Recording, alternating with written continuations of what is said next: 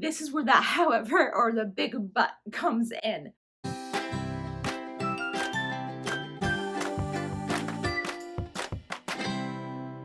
Hello everyone, welcome back to my channel. My name is Riley K. Jones. I'm a writer, teacher, and author tuber, and today we're going to talk about some writing advice. So the other day, my colleague and I were talking about movies and TV shows and the kind of movie science that goes into those shows, and she remarked how the movie science never adds up and they think their audience is dumb and just will believe them when science doesn't add up. Whether that's medical science, astrophysics, chemistry, forensic science, any of the kind, a lot of shows and productions and even books will just believe that the audience will just play along and just not actually know what's going on, and they can get away with anything for the sake of plot or character development. And that got me thinking about the writing advice that I've heard many authors and many teachers that I've had is to say, write what you know. Write what you know. It says for itself. Write what you are familiar with, what you are an expertise in, whether that is maybe you are a high school student, so you write about being a high school student. Maybe you are an archaeologist and maybe you're writing about archaeologist discoveries. You know and you are an expertise in that category, so you can best convey that information to your audience. As I was thinking about that, however, I really thought that that advice isn't always true, and although I see the importance of it, I also don't think that that is a true piece of writing advice. So for example, when I was younger and a high school student, I tried to write like a Hallmarky type of romance book where it was just like a Hallmark film. Like basically I was writing a Hallmark script book, and I was in high school and I had no experience in the adult world or even adult relationships. So like it really fell flat, and reading back I'm like, oh, I see where things were fine as a story element, but as like a real world, like their jobs, their things like that, none of it made sense. And because I didn't really do much research other than watching a ton of Hallmark films. So I see where that advice applies, where I just didn't know, and as an adult now, I could go back and I could write a better story from that perspective. However, so this writing advice actually came to me from Lisa Cron's Wired for a Story, and she claims that write what you know is a myth. Instead, the reality is write what you know emotionally. So I'm just going to read a selection from Lisa Cron's book on what she says about write what you know emotionally. If your protagonist is a trumpet-playing neurosurgeon turned CIA agent stationed in Antarctica, yes, you better know something about each of those things. But in a larger sense, write what you know doesn't refer as much to the facts as to what you know emotionally, which translates to your knowledge of what makes people tick. Writing what you actually know, however, is a dangerous game, given our natural propensity to tacitly assume that others have the same knowledge and beliefs that we do. This tendency drives what communication scholars Chip and Dan Heath have dubbed the curse of knowledge.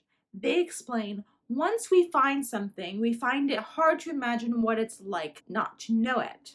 Our knowledge has cursed us, and it becomes difficult for us to share our knowledge with the others because we can't readily recreate our listener's state of mind. Equality treacherous is the common misconception that just because something really happened, it's believable, aka makes sense. That's why it is always helpful to have Mark Twain's pithy observation close at hand.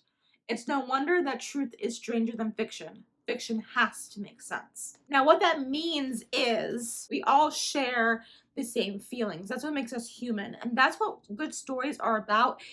It's not about the fun twist or the exciting thrill of the ride. It's the fact that we are all human and we want to learn more about that human character.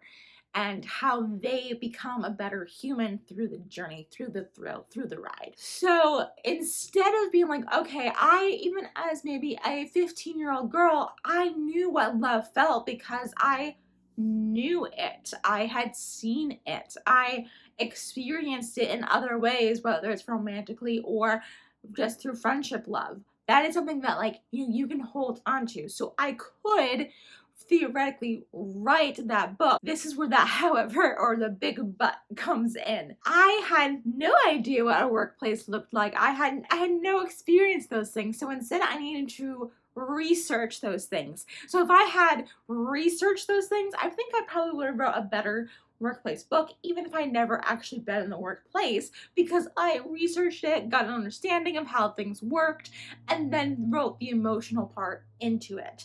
So for example, like if you wanted to write a book about an astrophysicist and you're not an astrophysicist, that doesn't mean that you can't write a book about an astrophysicist.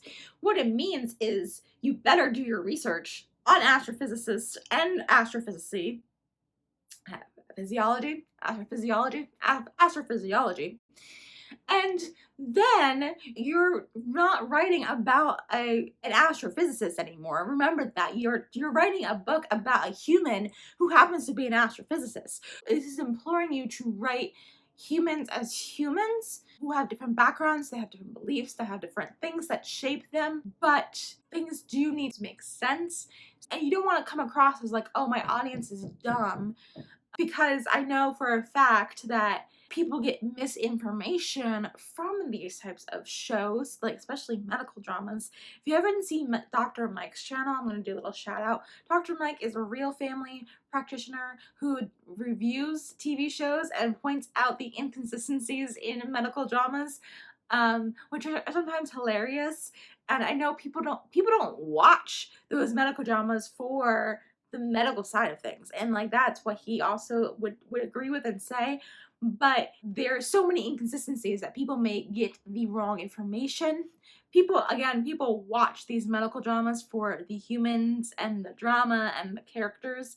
So what I implore you to do as an author or a writer, yes, we want to see the human side, but balance that out with reality, with things that people would actually say and do in those types of situations, whether that is an ER nurse or the astrophysicist in whatever field they may be in. How would they respond because of how their training and how their schooling and how their personality has brought them up to be as people. To wrap everything up, the phrase write what you know is true to a degree.